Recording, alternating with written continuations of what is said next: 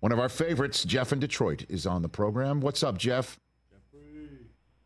What's going on up, my cousins? What's on your mind, Jeff? It's the NFL week, I tell you. Just wanted to talk real quick about the situation with Tyreek Hill. Okay. Once upon a time, we pulled over Dre Bly. He was on his way to the practice facility. It was like 03, 04, sometime around there. And he was doing about 80. Pulled him over. And when we spoke to him, man, listen, I'm on my way to I'm on my way to the game, blah, blah, blah. Oh, no problem. Jump behind us, put the lights on, got him there.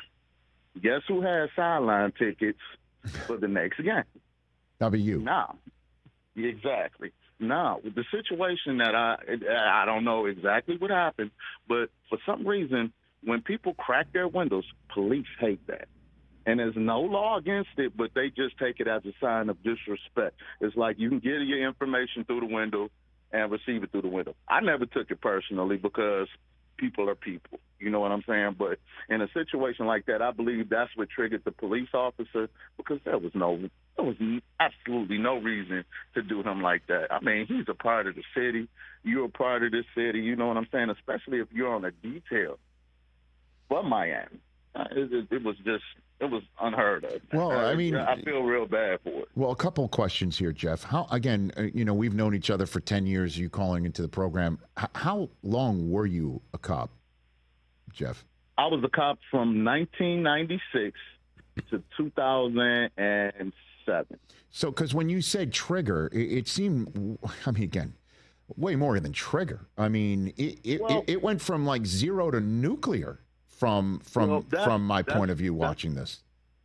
That's because you have police officers that have this built-in toughness about themselves, and they can't de-escalate a situation. They have to ramp it up for some reason. Now, you do have good police officers out there that probably are listening to your show that actually do de-escalate, but it's just when you see the certain ones like in a Scotty Scheffler situation, just pulling him over to the side, advising him of what's going on and letting him go on about his business, understanding what he is and that he's bringing revenue. And that's the thing about it. He's bringing revenue to the city. The more people that come visit your city, guess what? It looks better on your city. It looks better on you. And you being a professional, man, when I had that Tiger Stadium detail, unless you jumped into the back of my scout car, I wasn't doing nothing. I'm going to have me a good time, hang and kick it with the people, and be who I'm supposed to be, an ambassador of the city. Well, and that's what you're supposed to be. Yes. Well, the difference, I guess, between Scotty Scheffler, Jeff, and this one is Scotty Scheffler, when he was maneuvering his car, there was somebody who was struck by a bus and killed. And that's why the police were there. And so, and I'm not making any excuses, obviously. But this one, it's just a guy who is speeding.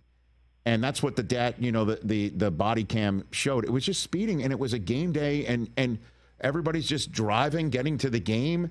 I don't know, why the cops responded in such a manner to drag him out of the car, throw him down on the ground, handcuff him, and then at some point, some of the teammates were coming up.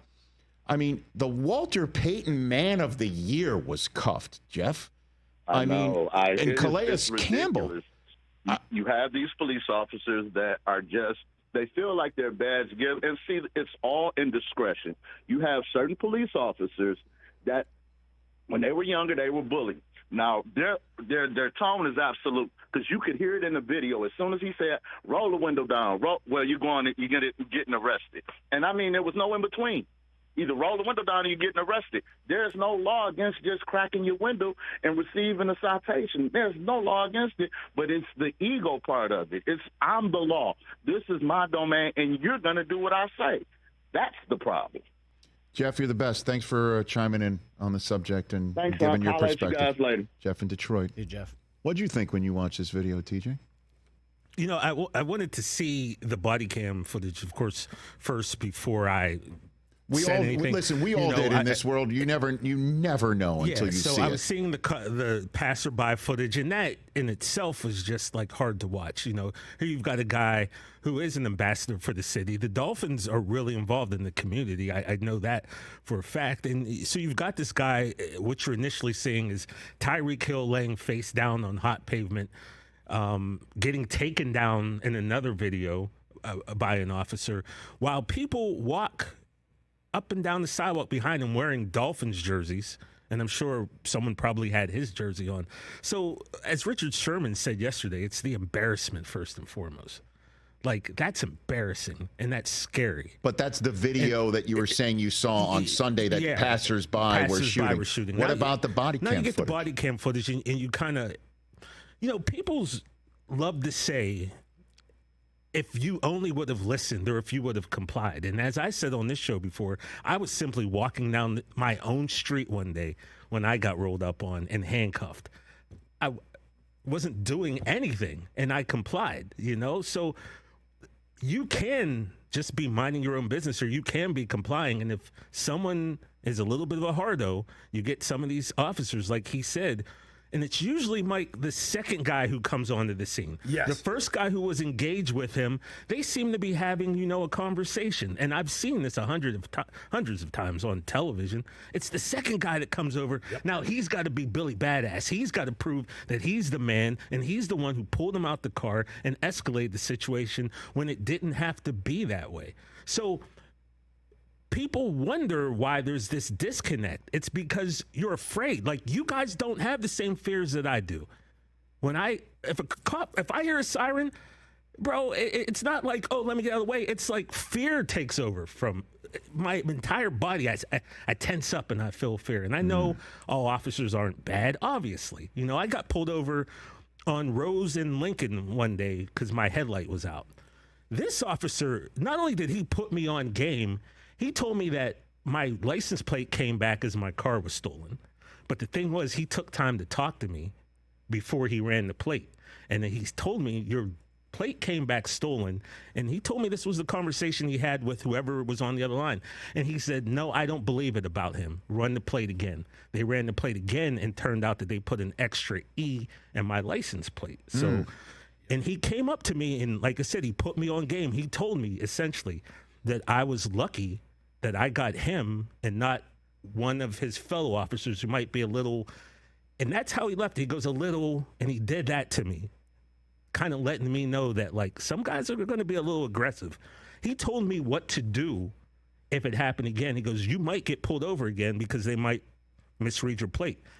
He told me what to do, how to get out of the car, how to put my hands up, how to ask them to run my plate again. He basically was sharing with me how to handle this situation because he knew on another day, another officer, it could have escalated. So, you see this stuff and it's hard, and you're always going to have those people who are going to be like, they should have done this, he should have done that. But watch the video and listen. It was unnecessary. Listen, whenever somebody is speeding down the street and I'm like sitting there like, well, where are the cops? Boy, I would love for a cop to be here right now to actually get this person speeding down the street and ticket that person and cite them. I always say that all the time.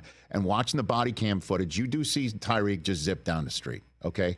And they pull him over, and then you watch the whole exchange about the window, and then as soon as the second guy comes in, it just goes from zero to nuclear. Yeah.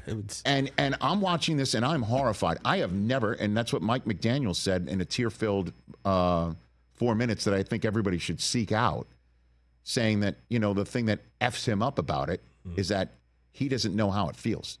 Yeah. And I feel the same way I've never been told by an officer how to handle being pulled over. And I understand why I've never been told that. So this was an outrage. Watching this from soup to nuts was an absolute outrage. And I don't care what Tyreek Hill has done in the past.